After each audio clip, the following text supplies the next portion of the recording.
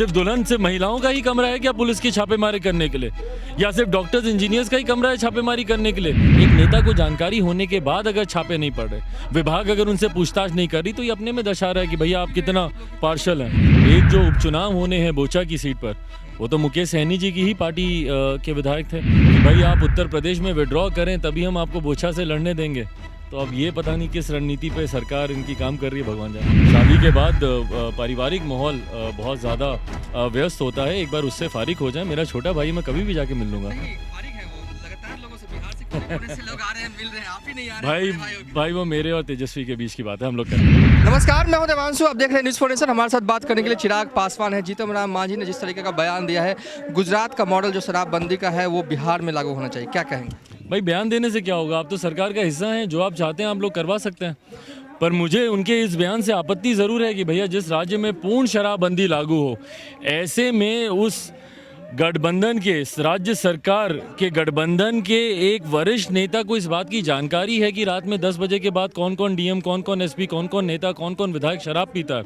ये अगर जानकारी आपको है तो इस जानकारी को साझा कीजिए, क्योंकि मुझे इस बात का आक्रोश है कि भैया एक दुल्हन के कमरे में तो तुरंत आपकी पुलिस पहुंच जाती है, और यहाँ एक नेता को जानकारी है कि कौन डीएम, कौन एसपी रात में 10 बजे के बाद, कौन नेता, कौन विधायक दारू पीता है, उसकी जानकारी है। उसके कमरे में क्यों नहीं छापेमारी हो रही, उसके कमरे में क्यों नहीं पुलिस पहुंचती है?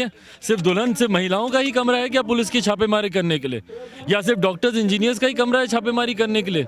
क्यों नहीं ऐसे लोगों के यहाँ छापेमारी होती है, ऐसे नेताओं के यहाँ छापेमारी होती है, और उन लोगों को पकड़ा जाता है जो कहीं ना कहीं इस बात की नींव भी रखी जाए कि भैया बिहार में सही में पूर्ण शराबबंदी है। एक नेता को जानकारी होने के बाद अगर छापे नहीं पड़ रहे, विभाग अगर उनसे पूछताछ नहीं कर रही, तो ये अपने में दर्शा रहा है कि भैया आप कितना पार्शल हैं। यूपी में क्या करने वाले हैं, कितनी सीटों पर चुनाव लड़ रहे हैं? भाई इसको 21 तारीख को दिल्ली में बैठक है उत्तर प्रदेश की, और जिसमें हमारे तमाम प्रदेश के पदाधिकारी, तमाम हर जिला के हमारे जिला अध्यक्ष उस बैठक में मौजूद होंगे, और अंतिम फैसला उसी बैठक में लिया जाएगा। मुकेश सहनी की भी पार्टी चुनाव लड़ रही है और कहा जा रहा है कि एनडीए में घमासान है। बीजेपी नहीं चाहती है कि मुकेश सहनी अकेले चुनाव लड़ें। अब भाई हमको नहीं पता कि ये दबाव की राजनीति है क्या है क्या नहीं, बट हाँ, एक जो उपचुनाव होने हैं बोचा की सीट पर, वो तो मुकेश सहनी जी की ही पार्टी के विधायक थे।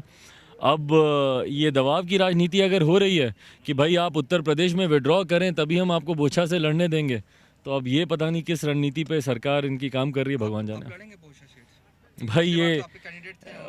भाई ये एक बार नोटिफिकेशन आ जाए, उस वक्त हम लोगों ने, उस वक्त भी जो दोनों सीटें थी उस वक्त हम लोगों ने जो उपचुनाव हुए थे, उपचुनाव की घोषणा के वक्त ही हम लोगों ने इसकी घोषणा की थी, और जैसे ही इस उपचुनाव की घोषणा होती है, हम लोग की क्या रणनीति होगी, कैसे चुनाव लड़ा जाएगा, साझा किया जाएगा। सवाल, छोटे भाई की शादी हो गई, आप मिलने नहीं गए, बधाई देने नहीं गए? भाई वो जिस दिन कार्यक्रम करेंगे, अभी मैं समझ रहा हूँ कि वो अपने परिवार के सदस्यों से, शादी के बाद पारिवारिक माहौल बहुत ज़्यादा व्यस्त होता है। एक बार उससे फारिग हो जाए, मेरा छोटा भाई मैं कभी भी जाके मिल लूँगा। नहीं, फारिग है वो, लगातार लोगों से, बिहार से कोने-कोने से लोग आ रहे हैं, मिल रहे हैं, आप ही नहीं आ रहे हैं। भाई वो मेरे और तेजस्वी के बीच की बात है, हम लोग कर लेंगे। चलिए ठीक है, ये थे चिराग पासवान।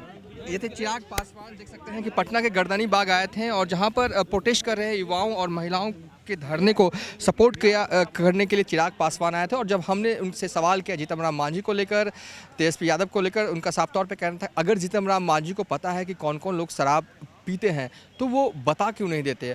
फिलहाल अभी तक के लिए इतना ही, आप देखते रहिए न्यूज़ फॉर नेशन।